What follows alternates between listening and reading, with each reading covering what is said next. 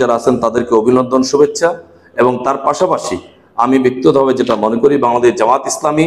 আমাকে এই আসনে প্রার্থী হিসেবে মনোনীত করেছে। প্রার্থী হওয়ার পর থেকে আমি আমার ব্যক্তিগত সমস্ত কার্যক্রমের দিক থেকে আপনাদের কাছে দৃশ্যমান। আমার 5 তারিখের পর থেকে শুধু নয়, আমার ছাত্র জীবন থেকে শুরু করে অদ্যাবধি পর্যন্ত সমস্ত জীবনের কার্যক্রমের মাধ্যমে আমি জনগণের সেবায় নিয়োজিত ছিলাম, আছি। এবং প্রশ্নবিদ্ধ জাতির কাছে, এলাকাবাসীর কাছে এমন কোনো কাজ আমার দ্বারা কখনো সংগঠিত হয় নাই এবং কাউকে কখনো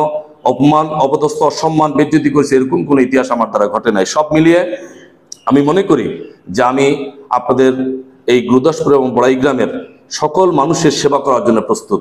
সেই সেবার ক্ষেত্রে আমি আমার সমস্ত কার্যক্রমের মাধ্যমে আমি তুলে ধরেছি যুবকদের কর্মসংস্থান, নারী শিক্ষা এবং নারীদের কর্মসংস্থান, কৃষি নির্ভর গুরুদাসপুর এবং বড়াই গ্রামকে আধুনিক কৃষি নির্ভর করার ক্ষেত্রে, তৈরি করার ক্ষেত্রে ভূমিকা রাখা, চিকিৎসার ক্ষেত্রে সরকারি চিকিৎসা ব্যবস্থা আধুনিকায়ন করা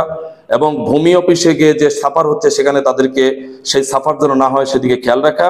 বড়াইগ্রাম উপজেলায় 2টি উপজেলায় রূপান্তরিত করা, মাদক মুক্ত বড়াইগ্রাম গুরুদাসপুর গড়ার ক্ষেত্রে ভূমিকা রাখা এবং সাম্প্রদায়িক সম্প্রীতির মাধ্যমে এই বড়াইগ্রাম গুরুদাসপুরকে তৈরি করার ক্ষেত্রে আমি ব্যক্তিগতভাবে নিরলসভাবে কাজ করে যাচ্ছি এবং কাজ করে যাব। এবং সেই প্রত্যাশায় নিয়েই আগামী দিনে সম্মানজনক এবং ক্ষমতার বা রাষ্ট্রীয় শক্তির যে বাস্তবতা, সেটা সংসদ সদস্য নির্বাচিত না হলে কখনো সম্ভব নয়। সেই চেয়ার থেকে প্রশাসনিক ক্ষমতাকে ব্যবহার করে জনগণের সার্বিক সেবাকে নিশ্চিত করার ক্ষেত্রে দুর্নীতিমুক্ত, সন্ত্রাসমুক্ত, চাঁদাবাজ মুক্ত এবং বিশেষ করে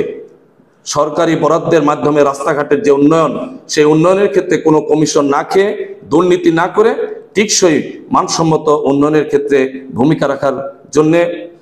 এই গুরুদাসপুর এবং বড়াই গ্রামবাসী আগামী দিনে আমাকে নির্বাচিত করার ক্ষেত্রে আপনাদের কাছে আকুল নিবেদন এবং দয়া করে আমার মতো একজন মাদ্রাসার শিক্ষক এবং জেনারেল শিক্ষায় রাজশাহী বিশ্ববিদ্যালয়কে অনার্স মাস্টার্স করেছি, কামেল পাস করেছি, সেই হিসাবে নিজেকে আপনাদের সামনে উপস্থাপনের মাধ্যমে আগামী দিনের জন্য আপনাদের অন্তরে একটু জায়গা দেবেন আশাবাদ ব্যক্ত করে নির্বাচিত করার ক্ষেত্রে ভূমিকা রাখবেন এবং আওয়াজ তুলবেন। আগামী দিনের নির্বাচনের ক্ষেত্রে আমাকে যেন নির্বাচিত হওয়ার মতো সার্বিক সহযোগিতা আপনারা করেন এই আশাবাদ ব্যক্ত করে, সুস্বাস্থ্য দীর্ঘায়ু কামনা করে, উত্তরোত্তর সবার সাফল্য কামনা করে আবারও সবাইকে শুভেচ্ছা, অভিনন্দন এবং সালাম জানিয়ে কথা শেষ করছি। আসসালামু আলাইকুম রহমতুল্লাহ।